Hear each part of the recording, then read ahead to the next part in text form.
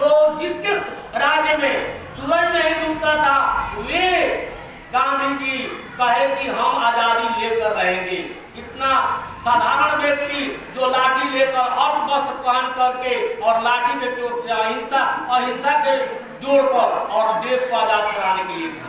ऐसे गांधी से 1915 में जब लौटे दक्षिण अफ्रीका से तो आकर के पहला जो 3 वर्ष के बाद जो सत्याग्रह शुरू किए चंपारण, यह घटना है 1917 की।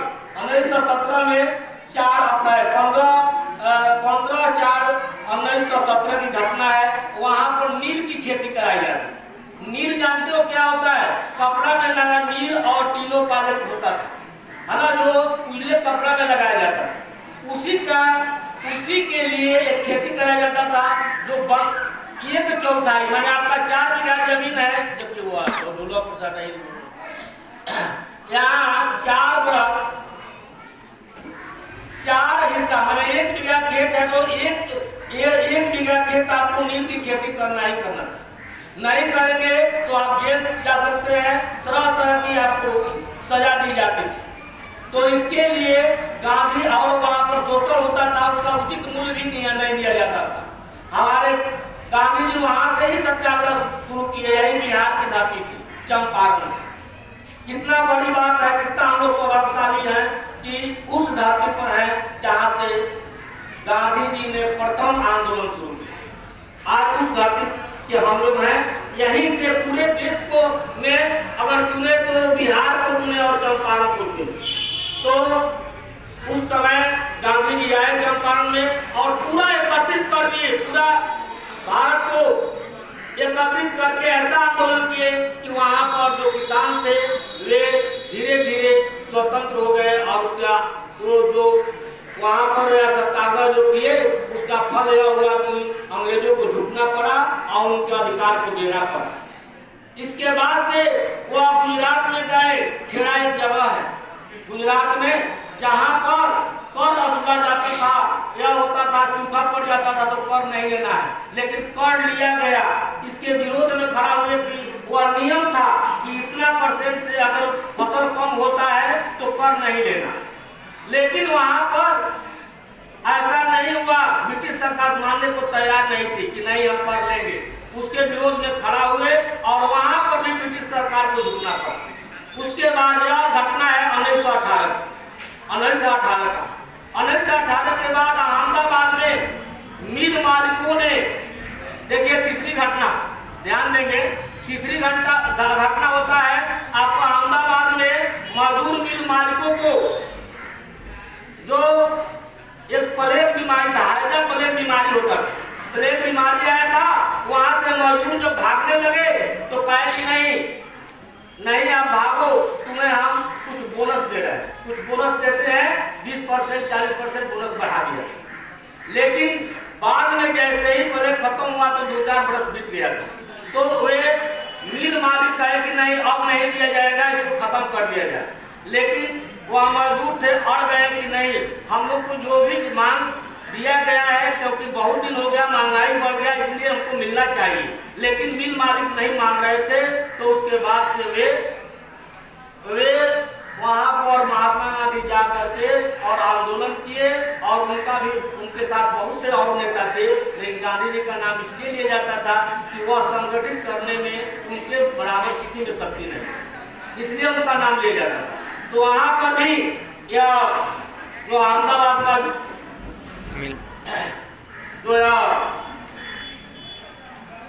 जो अहमदाबाद में जो मिल मालिकों को झुकना पड़ा और निश्चित रूप से वे देना पड़ा उनका अधिकार। अब होता है यह देखा, जब अंग्रेज तब देखा कि आंदोलन चारों तरफ हो रहा है तो रोलेट एक्ट लगाया 1919 में। उसका रोलेट एक्ट क्या है? रोलेट एक्ट है क्या? यह बिना कुछ किए हुए, आपको बताए हुए कभी भी गिरफ्तार कर लिया जाता। मैंने कोई काम किया कि नहीं, किस धारा में हमको पकड़ लिया गया, यह नहीं बताया जाता। यह था रोलेट एक्ट। बिना बताए हुए यह रोलेट एक्ट अंग्रेजों को अधिकार मिला था कि भाई आपको किसी भी हिंदुस्तानी को बिना कुछ बताए हुए और उन्हें गिरफ्तार कर जेल में डाल दिया जाता था। इसका विरोध पूरा देश में हुआ और विरोध हुआ और निश्चित रूप से रोलक हटाने के लिए जालियांवाला बाग में एक मीटिंग चल रहा, याद है जालियांवाला बाग, और हम संजोग से वहां पर गए भी हैं और उस कुएं को भी देखे हैं जहां लोग मरे थे। जब जनरल डायर ने एक ही गेट था, गेट को बंद कर दिया और गोली चलवा दिया, लगभग हजारों लोग मरे और जो बचे वो कुएं में गिर करके मर गए। कुआं एक था, वहां पर कुआं था, है ना, कुएं में हम कुआं को देख रहे हैं, इसलिए लोग सोचे कि गोली से बच करके हम कुएं में कूद जाए। कुएं में एक से एक कूदते गए, कम से कम 2 साल में एक कुएं में कूदेंगे तो क्या स्थिति हो सकती है समझ से। तो वह उसमें दफन हो गए। सोचिए कौन कौन ऐसे लोग थे जिनका नाम गुमनाम है, आज तक हम लोग देख नहीं पाए। हर जगह यह नाम होना चाहिए था। हम यह चाहते हैं और हम सभी को यह चाहिए कि जो भी गुमनाम है जिले में जो स्वतंत्रता आंदोलन में साथ दिए उनका नाम होना चाहिए और हर लोग को लिख करके भेजना चाहिए प्रधानमंत्री और राष्ट्रपति के कि भाई हर जिला में इसको खोज कराएंगे।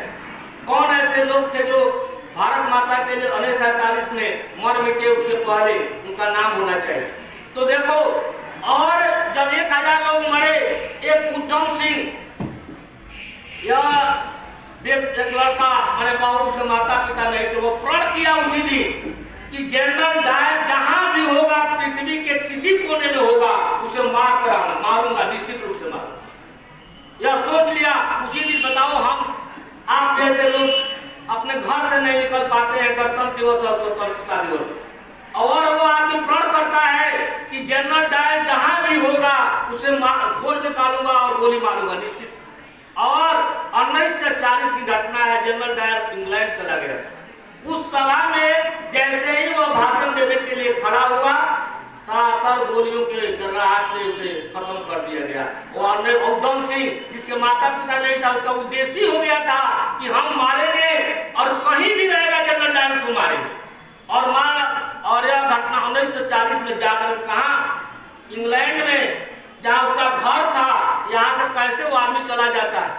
और बताइए कितना वहां पर फोर्स लगाया गया होगा कि अंदर नहीं कोई जाए, और किस तरह से भेष बनाकर गया होगा, कैसे मारा होगा, सोच सकते हैं।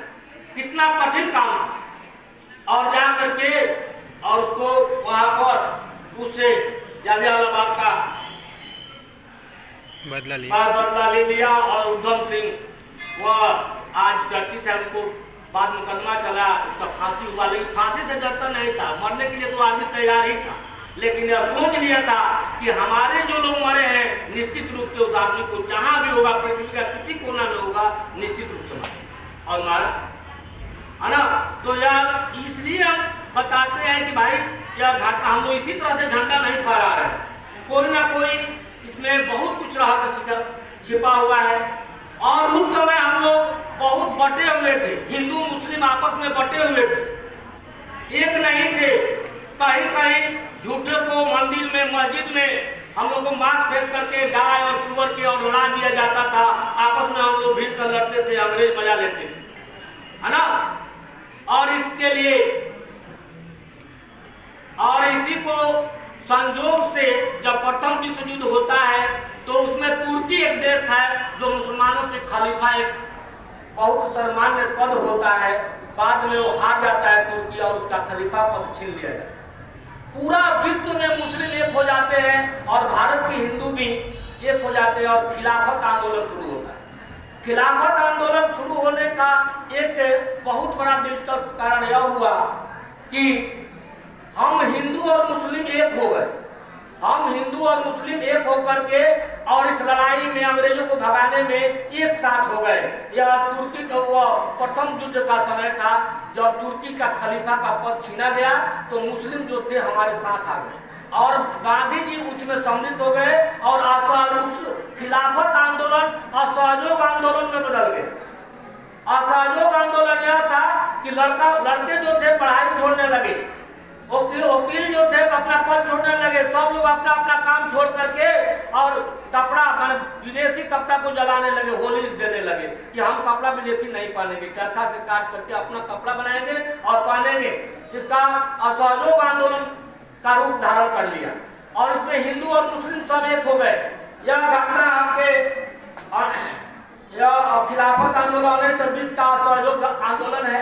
1920 से 22 के बीच में यह घटना घटता है और सभी देश के लोग, चाहे वो हिंदू हो, चाहे मुस्लिम हो, चाहे किसी जाति जाति का, सब लोग एक हो गए असहयोग आंदोलन, जिससे अंग्रेजों को लगा कि अब हमको भागना पड़ेगा।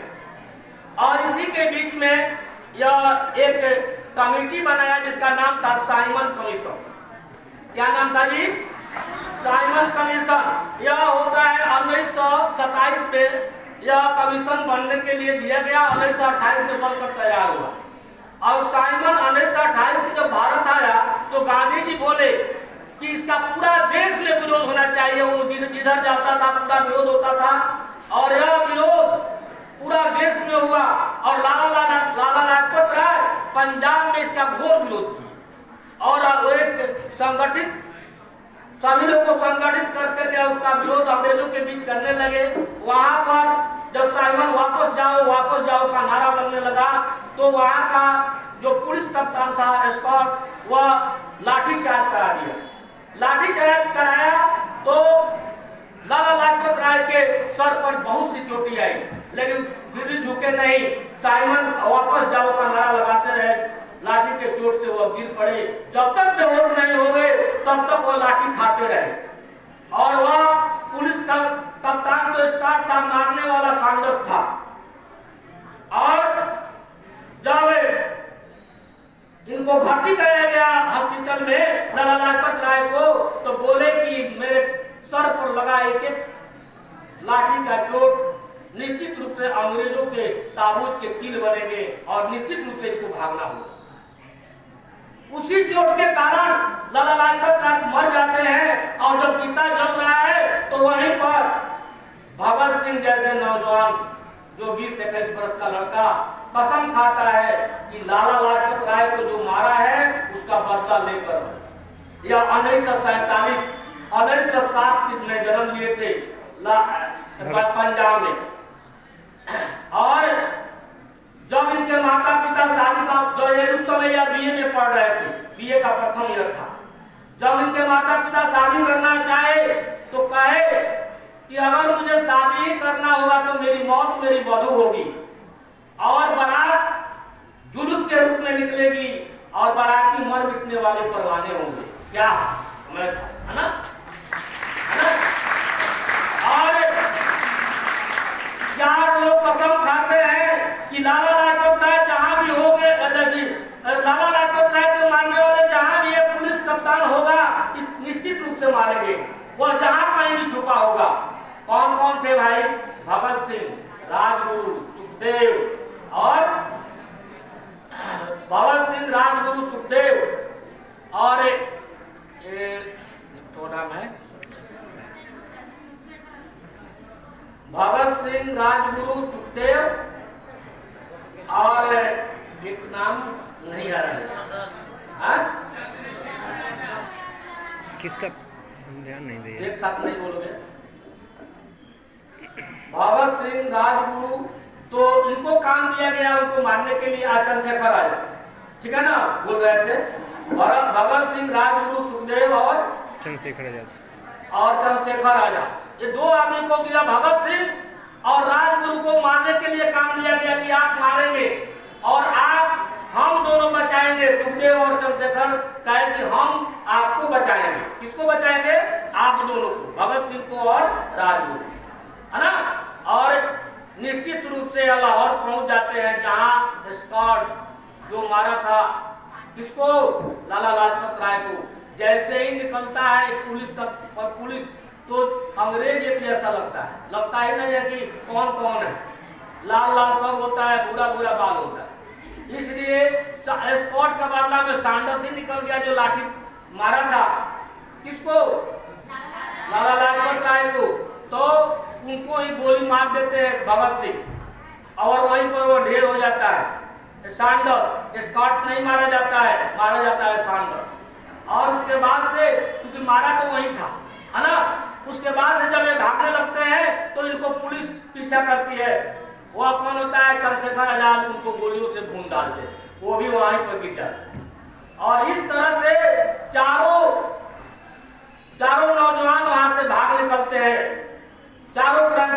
भाग निकलते हैं और सब सुरक्षित बच जाते हैं और चिपका देते हैं चारों तरफ बैनर कि हम लाला लाजपत राय की बदला ले ली। आज हम निश्चित रूप से जो हम चाहते थे वो कर दी। जिस लाहौर असेंबली में परिंदा भी पर नहीं मार सकता था, वहां बटुकेश्वर दत्त और भगत सिंह पहुंच जाते हैं और कहते हैं कि बहरों को कान खोलने के लिए इन्हें बम से आवाज देना पड़ेगा तब इनको सुनाई देगा, है ना। और उस लाहौर में असेंबली में कोई जा नहीं सकता था, वहां असेंबली में पहुंच जाते। इनको मारने का काम दिया जाता है, लेकिन किसी को क्षति नहीं पहुंचाते। इनको यह ट्रेनिंग दिया गया है कि किसी को मारना नहीं है, केवल हमको यह बताना है बहरों को कि आप रह नहीं सकते हो, हमारे देश में हो, जल्दी से हमारा देश खाली करके चले जाओ। इसलिए असेंबली में जब बम मारते हैं तो अंग्रेज सब बेंच के नीचे कहीं कहीं छुप जाता है। 1-2 बम नहीं, 3-4 बम का धमाका होता है। बताइए, उस असेंबली में जहाँ परिंदा भी पर नहीं मार सकता, उस असेंबली में पहुंच जाना और वहां बम मार देना और उसके बाद से अंग्रेज भागने लगता है। ये कहे कि हम भागने नहीं आए हैं, हम चाहते तो भाग जाते, धुआं से पूरा असेंबली भर जाता है। कहते हम भागने नहीं आए हैं, हम बताने आए हैं, अपने को गिरफ्तार कराने आए हैं। कोई अंग्रेज गिरफ्तार करने नहीं जाता है, जानता है कुछ रखा होगा मार देगा, है ना। तो कहते हैं कि नहीं हम कुछ नहीं रखे, आओ पकड़ लो नहीं, है ना। और इस तरह से अपना गिरफ्तारी कराते हैं। जब पूछा गया, जब जज ने जब कोर्ट में ले गया तो पूछा गया कि आप भागे क्यों नहीं। कह रहा है कि हम भागने के लिए नहीं, बम अगर हमको मारना होता किसी को जान से तो हम बहुतों को मार करके और खत्म कर देते, लेकिन हमारा उद्देश्य वो नहीं था।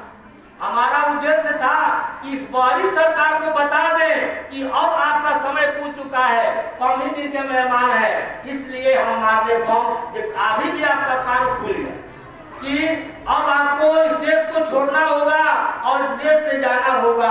अगर नहीं जाओगे तो हम कहीं भी पहुंच करके खत्म कर देंगे, इसीलिए हम आए थे। तो पूछे, यह क्रांति रुकने वाला नहीं है, यह चलता रहेगा और अब इसीलिए हम आए हैं। जब अंग्रेजों को पता चला कि यही लोग थे जो सैंडर्स को मारे थे, राजगुरु भगत सिंह तो और चंद्रशेखर आजाद और सुखदेव, तो इन पर केस चलाया गया। जब यह तीनों जब एक साथ इकट्ठा होते थे तो कहते थे, सरफरोशी की तमन्ना अब हमारे दिल में है, देखना है जोड़ कितना बाजुए कातिल में है। यह हमारे देश के नौजवान थे जो उस कोर्ट में जाकर जानते थे कि सजा होगा, मरेंगे, उसके बाद भी डर नहीं था। कैसे जवान थे भाई, किस तरह का जज्बा था इनमें। इनका तय हुआ मारने के लिए 24 मार्च 1931 को इनको मारने के फांसी देने की सजा सुनाई गई और अंग्रेज फांसी हमेशा सुबह में होता और 24 के सुबह को होना था, लेकिन भारत के लोग इतना इसको प्रचार कर दिए कि चारों तरफ से चल दिए बचाने के लिए। अंग्रेजों को लगा कि यहाँ पर तो जला देगा सब, इसलिए हमारे शहीदों को, हमारे क्रांतिकारियों को ये लोग 23 मार्च 1931 को, एक दिन पहले ही, ताकि पूरा हिंदुस्तान न पहुंच जाए, इसके लिए या एक दिन पहले ही हमारे शहीदों को फांसी के फंदे पर रात में 11 बजे रात में, कभी आज तक फांसी नहीं होता। फांसी का नियम अंग्रेज बनाए कि सुबह में फांसी, और इनको रात में ही टुकड़े टुकड़े करके और जला दिया गया। तब भी हमारे देश के लोग पहुंच करके उस टुकड़े को तोड़ करके और उसका जश्न, उसका एक अर्थी बना करके और पूरा शहर घुमा करके खुशी के उल्लास के साथ उनको जलाए। बताइए, ऐसे लोग थे, ऐसे हमारे क्रांतिकारी थे। और उस समय पैसा की कमी थी, इसके लिए हमारे क्रांतिकारी चोरी करते थे। किस लिए? बंदूक खरीदने के लिए, बम खरीदने के लिए।